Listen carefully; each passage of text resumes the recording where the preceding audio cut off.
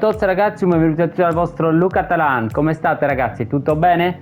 Oggi andremo a toccare una tematica molto importante, sempre diciamo in tema dei moduli, riguardo appunto la loro costruzione e il loro bilanciamento, perché parliamo, come già detto altre volte, di tanti moduli, di tante tattiche, impostazioni, ma ogni modulo poi andremo a vedere adesso nel video ha i propri se, i propri ma, i propri pro e i propri contro, e adesso andremo ad analizzare e cercare di capire come possiamo ovviare un pochino, almeno limitare questa situazione che si va a creare. Prima di andare avanti vi ricordo sempre ragazzi dell'affiliazione con Amazon e Gamivo. Sono due piattaforme nella quale potete fare tramite il link che trovate in descrizione tutti gli acquisti che volete. Non costano nulla assolutissimamente a voi, è completamente gratuito, semplicemente supportate il canale. Gamivo è una piattaforma videoludica, per chi non lo sapesse, nella quale potete acquistare tanti prodotti videoludici appunto a dei prezzi veramente ribassati. Inoltre avete diritto anche al codice sconto che avete trovato a inizio video.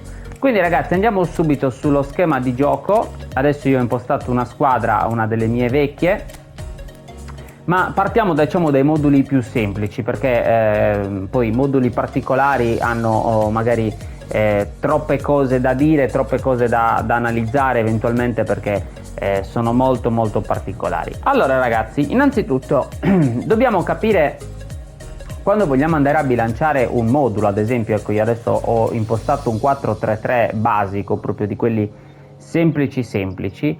Dobbiamo intanto andare a capire ragazzi con che tipologia di stile di gioco di squadra ci piace giocare, e soprattutto con che tipologia diciamo di stili di gioco individuali dei giocatori, quindi le famose passive, ci piace utilizzare. Io prima diciamo di fare qualsiasi altro tipo di discorso vi consiglio di andare in allenamento o comunque in partita, magari anche offline, e provare quindi a capire come vi piace giocare di più, con che stile soprattutto vi trovate meglio voi, che stile di giocatori vi rendete conto che riuscite a utilizzare meglio. Queste sono le cose diciamo essenziali da fare prima di poter affrontare qualsiasi altro tipo di discorso. Ma ad esempio, quindi, come bilanciarlo un 4-3-3? Perché il 4-3-3, a prescindere poi dallo stile, ha comunque i propri se e i propri ma, insomma, ha i propri pro e i propri contro. Ad esempio un 4-3-3 potrebbe avere diciamo come contro il discorso del troppo divario che c'è fra, come potete vedere, fra la punta, che in questo caso è Mbappé, e Vieira. Cioè a noi questo spazio che si crea con magari il fatto che però c'è l'apertura sulle fasce è un discorso che ci piace, è un discorso che ci va bene perché vogliamo allungare la squadra, oppure invece è una cosa che ci gioca a sfavore nostro? Cioè questa distanza il più delle volte magari in campo non riusciamo a colmarla, quindi perdiamo palla, non riusciamo ad arrivare mai bene alla punta direttamente, ma dobbiamo sempre bypassare per altri giocatori prima.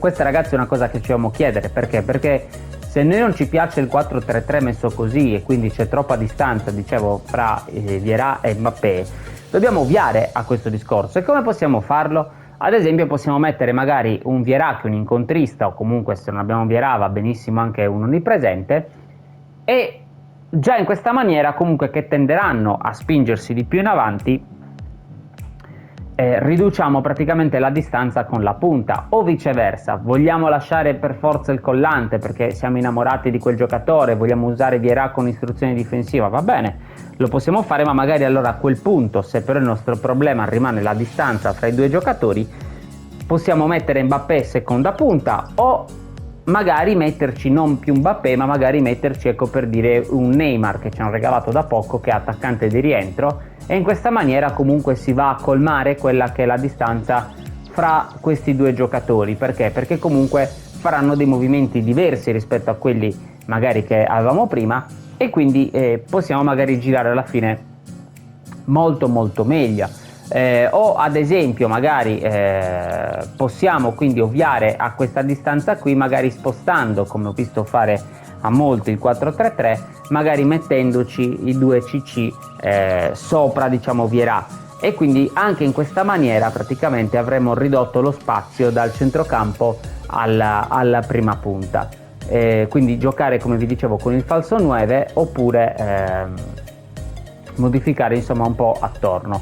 Altra cosa importante, dobbiamo scegliere, ragazzi, quali sono i giocatori cardine della nostra squadra e attorno a questi costruire il resto, nel senso che se io sto utilizzando ad esempio un 4-3-3, ragazzi, rimanendo sempre su questo modulo, prima di analizzarne poi degli altri e vedere i pro e i contro, io sono innamorato ad esempio di Vieira, di Mbappé, di Nesta, benissimo, quindi Mbappé sarà uno dei miei titolari. Vicino, chi ci può stare bene come esterno? Voglio che faccia un certo movimento, voglio che ne faccia un altro. Mbappé lo voglio far giocare da prima punta, magari lo voglio mettere da seconda punta, o addirittura, come ho sentito fare da alcuni player abbastanza forti, cosa inaspettatissima che adesso vi dirò, è dare il difensivo alla punta. Cioè, ragazzi, era una cosa che non avevo mai sentito, ma potrebbe essere molto interessante, perché comunque non significa che non attacchi più l'attaccante, ma che semplicemente ci verrà a dare una mano e quindi si comporterà un po' da seconda punta, in maniera simile almeno, ecco, a una seconda punta che rientra. Perché comunque tenderanno appunto a fare questo tipo di movimento a rientrare. Quindi vicino a Vieira, che è un incontrista, chi voglio metterci? 2 centrocampisti più di copertura, magari altri 2 mediani, oppure 2 centrocampisti invece di spinta e inserimenti, un po' come Modric e De Paul. Bisogna capire tutte queste tipo di cose, e come lo possiamo capire? Provando. Semplice, ragazzi, non ci sono altre metodologie, bisogna semplicemente giocare, magari inizialmente, ripeto, offline, e vedere secondo voi come vi trovate meglio, come si muove meglio la vostra squadra. Ad esempio un altro modulo, ragazzi, che volevo appunto analizzarvi è questo. Perché questo lo stesso è un altro gran bel modulo, completo, diciamo, un po' dappertutto. L'unica cosa magari sono le fasce. Perché se le fasce noi ci mettiamo 2 terzini offensivi, potrebbero risultare un pochino scoperte, come ad esempio potrebbe risultare un pelino scoperta magari la zona accanto al trequartista, che comunque si trova magari isolato in mezzo a 2 mediani che lo chiudono, magari ecco un Fabinho, un Vieira, rendendo la vita molto difficile al trequartista. Quindi ogni modulo, come potete vedere, ha i propri pro e i propri contro. Semplicemente dobbiamo decidere noi come ci piace di più giocare, semplicemente. Un altro modulo è questo, modulo molto completo per quanto riguarda l'attacco, perché ci dà sia il supporto che la profondità. Anche lì chiaramente, come già detto, dipende con che stile di gioco, anche squadra stiamo giocando. Lo stesso discorso vale per i giocatori. Quindi qui ad esempio benissimo, molto completo in attacco, però in difesa, ragazzi, cioè a fianco al mediano c'è un buco incredibile. Se noi abbiamo magari 2 trequartisti, come molti giocano, o comunque una seconda punta, un trequartista, diciamo che potrebbero crearci molti problemi, considerando che ci sarà poi anche il centrocampo dell'avversario a dare supporto alla sua manovra. Quindi insomma, come già detto, ogni modulo ha i propri se e i propri ma. Quest'altro modulo, lo stesso, ragazzi, è molto interessante, il 4-2-3-1, tra l'altro utilizzato da alcune squadre reali, vedi il Real Madrid.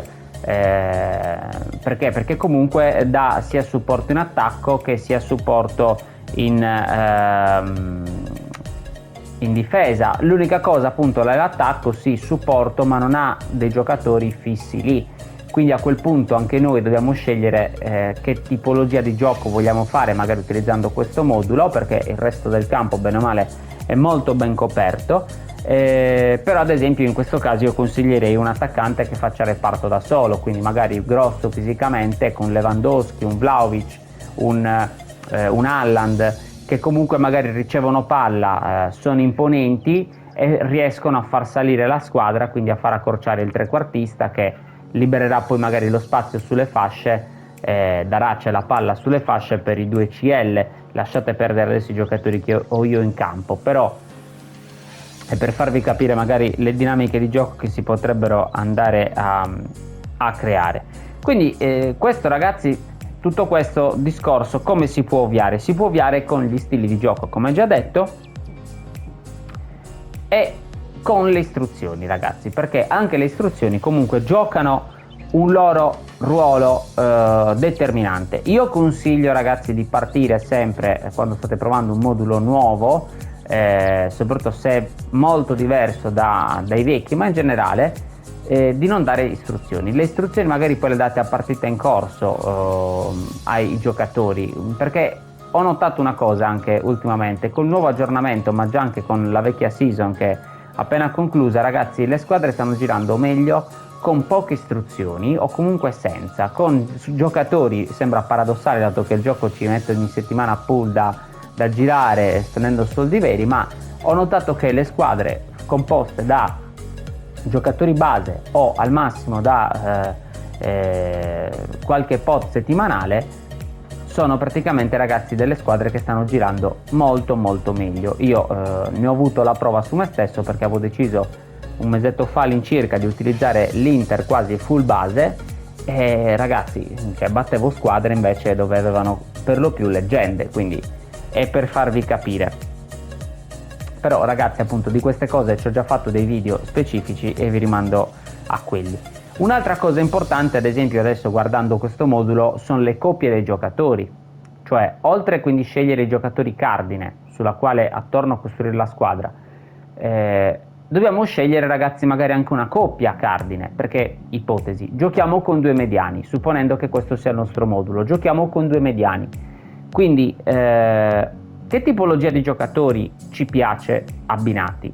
Due difensori centrali, che tipologia di giocatori ci piace abbinati? Io, ad esempio, per quanto riguarda la difesa, consiglio sempre un incontrista e uno sviluppo. Chi mi segue sa benissimo di cosa sto parlando. Perché? Perché comunque uno va e l'altro copre.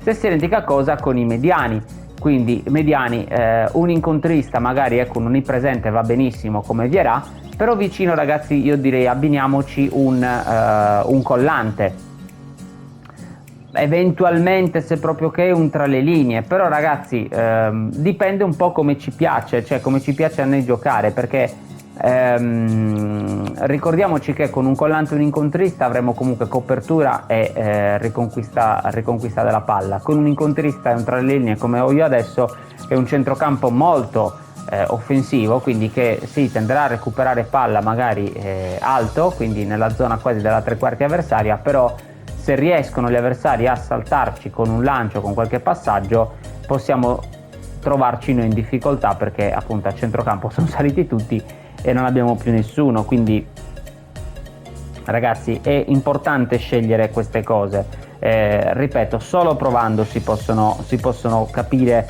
questa tipologia di dinamiche. Come per il discorso che ho già fatto prima, se la punta rientra, voglio magari andare a creare profondità sulle fasce, quindi metterò magari, ecco, un Neymar punta, attaccante di rientro, e magari due esterni invece giocatori chiave, o due alle prolifiche, due opportunisti che invece si tenderanno a buttare alle sue spalle, e avrò comunque sempre l'attacco, diciamo,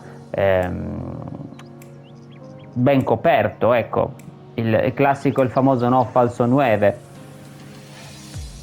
Poi, ragazzi, tutto ciò va solo provato, dipende in base, ripeto, queste scelte vanno fatte in base a che tipo di stile di gioco di squadra utilizziamo, stile di gioco di giocatori. Un altro modulo, ragazzi, che volevo farvi vedere era anche questo modulo. Lo stesso io l'ho utilizzato anche da pochissimo, molto di recente. Ha, diciamo, dei pro, che sono quelli dell'attacco, che è molto offensivo, come ad esempio magari i due trequartisti possiamo metterci il contropiede, l'istruzione individuale su di loro contropiede, o magari utilizzare un trequartista e una seconda punta. Però, ragazzi, guardate sulle fasce abbiamo un grosso buco, e se troviamo quel bravo crossatore che ci fa gol di testa, rischia che soffriamo parecchio, insomma, il discorso fasce. Come possiamo ovviare a questo? Possiamo ovviare magari dando in linea bassa ai due CL, quindi magari CLD e CLS con linea bassa, in modo tale che in fase di difesa difendiamo a 5. L'ho provato, ragazzi, vi devo dire che è molto interessante, dipende un po' come ci piace giocare a noi, ecco, torniamo sempre al solito discorso. Magari, ecco, metterei una punta, un Haaland che fa salire la squadra, una seconda punta, un trequartista che ci dà sia l'appoggio ma anche la profondità comunque in avanti. Ma ragazzi, sembrerò ripetitivo, ma è così, dobbiamo provarli. Non esiste un modulo meta, non c'è una soluzione che va bene a tutti, che è universale, che tutti ci troviamo bene. Magari io mi posso trovare bene con questo che vi ho appena detto, gioca un altro e magari per carità non si troverà mai bene. Quindi ragazzi, non esiste un modulo meta, ci ho fatto anche un video apposito in cui ne parlavo, andatevelo a vedere. Dobbiamo ognuno di noi capire come ci piace, come vogliamo appunto giocare. Vi ripeto, provate a usare giocatori anche base perché stanno girando bene, ragazzi, e una volta quindi capiamo un po' il meccanismo di stili di gioco individuali, stili di gioco squadra, basta. Dobbiamo prendere quei 2 o 3 giocatori sulla quale diciamo crediamo di più, crediamo fortemente, e costruire attorno a loro la squadra, ragazzi. È così semplicemente che riusciamo a fare una squadra funzionale per noi, una squadra che è bilanciata appunto, come dice questo video, per noi. Perché? Perché così, ragazzi, riusciremo a toglierci più soddisfazioni e a vincere più partite. L'ultimo modulo, ragazzi, che volevo farvi vedere, che secondo me fra tutti questi che abbiamo appena visto è quello un pelino più completo, forse il 4-4-2. Magari avvicinerei un pochino di più i 2 centrocampisti, che tra l'altro uno dei 2 io lo farei anche mediano, non lo lascerei così 2 CC, perché altrimenti abbiamo troppo buco a centrocampo. Però come vedete, ragazzi, un mediano, un CC, 2 CL, quindi ci dà soluzioni sulle fasce, ci dà la copertura, abbastanza copertura a centrocampo, poi chiaramente dipende quali interpreti mettiamo, però ci dà abbastanza copertura nel mezzo del campo, e comunque 2 punte in avanti che hanno lo scarico dei CL.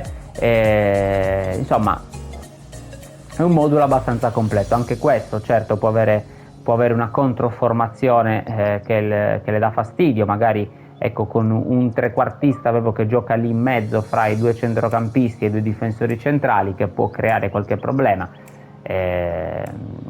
o comunque magari 2 mediani che ci fanno un po' da barriera con i 2 attaccanti. Quindi, ragazzi, sicuramente tutti i moduli, come già detto, hanno i propri pro e i propri contro. Semplicemente sta a noi capire quali sono quelli più adatti per noi, e basta, andarli in campo e provare diversi giocatori e così via. Io spero, ragazzi, di esservi stato utile. Mi raccomando, lasciate un bel pollicione e un bel like al canale se ancora non l'avete fatto. Vi ringrazio, alla prossima dal vostro Luca Talan. Ciao!